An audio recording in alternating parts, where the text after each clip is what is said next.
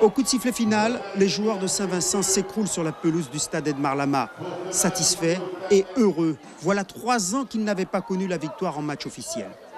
On est venu très confiants. On la voulait cette victoire. C'est ce qui a fait la différence. L'équipe guyanaise est douée, mais nous aussi. Dans le combat et la discipline, c'est incontestable. Mais techniquement et physiquement, Saint-Vincent n'avait rien d'un foudre de guerre.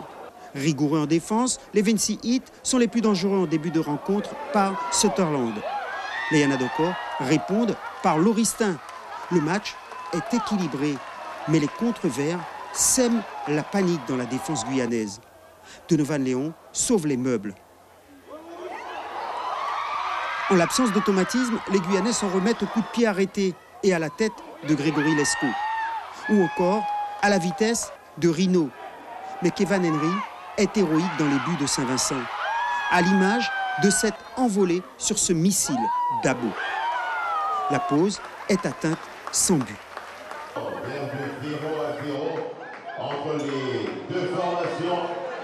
En seconde période, le jeu des Yanadokos s'effiloche et ce qui devait arriver arriva. Nous sommes à la 58e minute.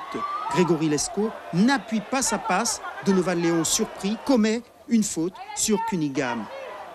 Solomon inscrit le premier but de Saint-Vincent dans cette Ligue des Nations.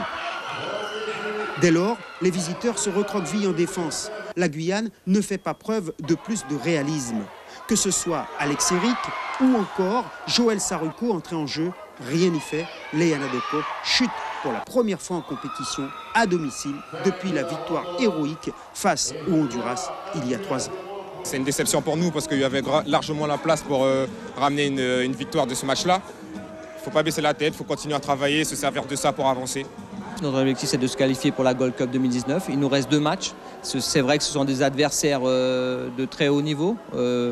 On le sait, on va s'y préparer en conséquence et on n'a pas le choix. Maintenant, il faudra gagner ces 2 matchs ou en tous les cas prendre beaucoup de points. Seront-ils suffisants pour être parmi les 10 meilleurs de cette Ligue des Nations de la CONCACAF? Ce serait un miracle aussi inattendu que la victoire de Saint-Vincent en Guyane.